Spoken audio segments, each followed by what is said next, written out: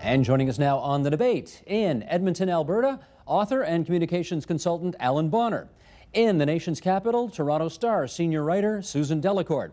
And here in studio, Jonathan Rose, professor of political studies at Queen's University, and Fred Fletcher, York University professor emeritus in communication studies and political science. Good of all of you to join us for tonight's very timely discussion about the black arts of negative campaigning. Allan, you've studied these a lot. What, in your view, makes up the successful elements of a good negative political ad? Well, I'm not sure anyone actually knows. There's quite an equivocation in the studies in the academic literature. Take the anti-Ignatieff ads right now. The studies are showing that they're backfiring and that they're going to end up being a negative for the Tories as opposed to the Liberals. Now, in very special circumstances, where you have a front runner and you want to tarnish that front runner and something has at least the plausibility or an element of truth to it, you can bring that front runner to a halt or at least slow that person down. But very, very equivocal research in this field. Jean Chrétien, a prime minister? Think twice. Now, of course, Allan, Jean Chrétien gave a speech the night those things started to air by saying, yes, it is true, I was born with a facial paralysis, and he completely turned the thing around and made himself the object of sympathy rather than ridicule. But Warren Kinsella does write in one of his books that those ads actually started to work. They started to move numbers. I was just going to say that, first of all, the Tories took a couple of rolls of film, and those were not the worst pictures. So let's do the reality check that Fred Fletcher wants. Those were not the worst pictures. That is exactly what Jean Chrétien looks like. And they were moving the numbers. People were having second thoughts about him until the Liberal disinformation campaign. Let's go back to Bob Stanfield fumbling a football. I've looked at the entire roll of that film that is available if you go to Canadian Press and look at it. That was a very representative picture. He dropped the football. That's what he looked like. There's the reality check. Well, except he also caught about 15 passes before he dropped the one football. I know, we went with the goof, of course. I'll show them to you sometime, Steve. He does not look gracious, even catching the football. Let's take a look at some more hits and misses. This is the Daisy ad, perhaps one of the most famous negative ads of all time. 1964, Lyndon Johnson against Barry Goldwater. The Democrats, in this case, trying to sow some seeds of doubt about whether or not world peace would be possible if the Republicans, Goldwater, became president. Roll tape. 1, 2, 3, 4. These are the stakes to make a world in which all of God's children can live, or to go into the dark. We must either love each other or we must die. Vote for President Johnson on November 3rd. The stakes are too high for you to stay home. Did it help Allan LBJ win that election? I'm going to just say something provocative because perhaps you want me to. No, I think it had no effect. I don't think anyone in his right mind thinks that the Republicans had a hope in 1964. They were campaigning against the dead spirit of JFK. LBJ was one of the great legislators of all time. Barry Goldwater presided over a convention where Republican delegates spat on black delegates. It was as disorganized as '68 for the Democrats. Even his own party elders, including Nelson Rockefeller, denounced his speech.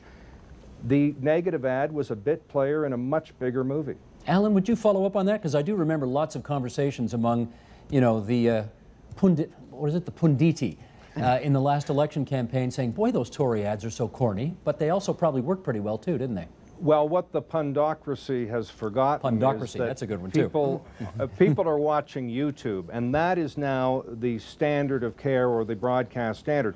When Eisenhower did I Like Ike ads following the bouncing ball as if he himself were a tube of toothpaste, the ad agency was emulating the state of the art in ad production. The state of the art now is YouTube and social networking sites.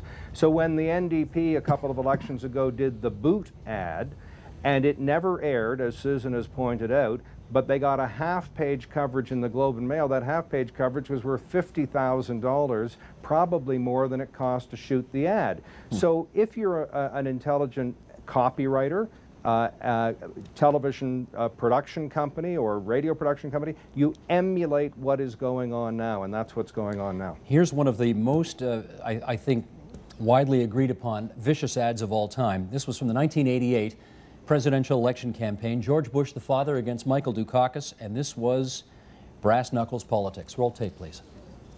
Bush and Dukakis on crime. Despite a life sentence, Horton received 10 weekend passes from prison. Horton fled, kidnapped a young couple, stabbing the man and repeatedly raping his girlfriend. Weekend prison passes. Dukakis on crime. For one thing, there's a racialized subtext to that ad, which is an extremely important part of it for the Republicans in the United States and their Southern strategy, which doesn't fit the context here. We might get something in a different context, but that particular style of ad is unlikely. Go ahead, Alan. And Steve, Fred's analysis is absolutely accurate and astute, but may have been irrelevant for the vast majority of voters because they reacted to it viscerally.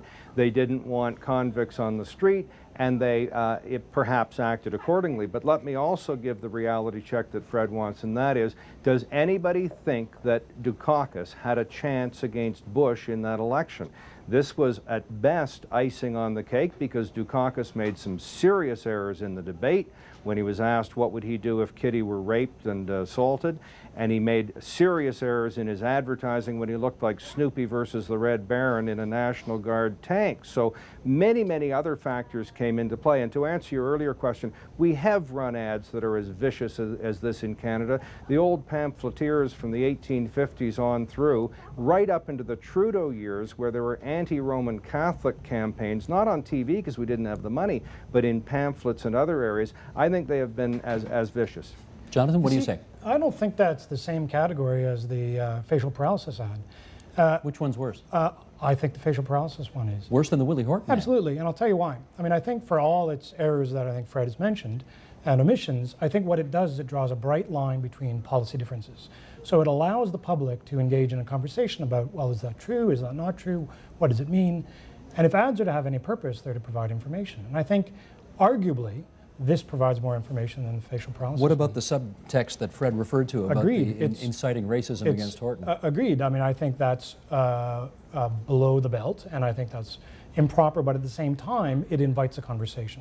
Well, hang on a minute. We had a conversation in that election. Do you want Jean Chrétien running around the world representing Canada at international fora? The same question was asked in the 79 or 80 campaign when the Liberals said, and others said, do we want Joe Clark at the G7 meeting in Tokyo, or do we want Pierre Trudeau? That's a legitimate question. You've connected the dots that it has something to do with facial paralysis, but that's a completely legitimate leadership question. That's an important point, if I can just jump in, that Alan made there, is we've had a hard time covering this as reporters, because how do you cover what is intended as subtext? You know, the people who make the ads will say, we never intended that. Again, the most recent example was with the Dion ads. There was a fairly healthy suspicion that the purpose of the ads was not just to make Stéphane Dion look weak, but also to make him look very French. Why is Michael Ignatieff back in Canada after being away for 34 years? Is he interested in people like you? With such a focus on his own success, he's not in it for you or for Canada. He's just in it for himself. It's the only reason he's back. Michael Ignatieff, just visiting. Alan, if one of the messages you draw out of this ad is that perhaps new Canadians or immigrants say, well, what's wrong with being out of the country for a long time? We weren't born in this country either, and we think we're making a contribution.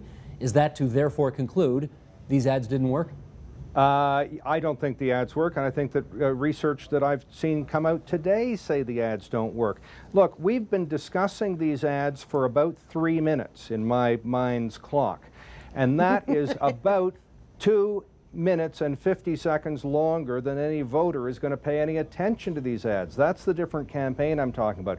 I'm sure it is a grievous error to miss Algonquin Park and not Banff National Park or something. It is just not got enough substance to it. He was away. So was Pierre Trudeau. So was Joe Clark when he was working on the Cyprus file.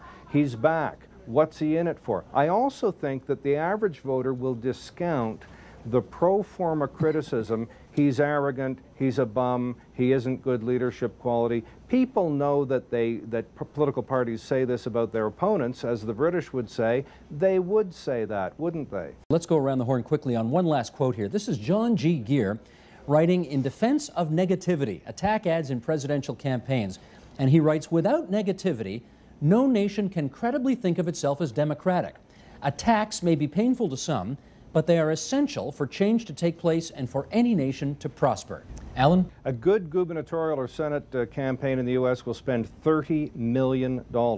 A good campaign for MP will spend $100,000. When I advise candidates, I have to be very sure that where I say spending money will have an effect.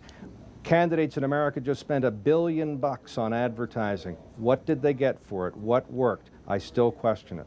You still question it, but when everybody is out there throwing mud, and I like to use the example of the airlines. If Airline A ran ads saying, fly us, don't fly the other guys, they crash all the time, at the end of the day, people wouldn't prefer A to B, they'd say, I'm scared to fly.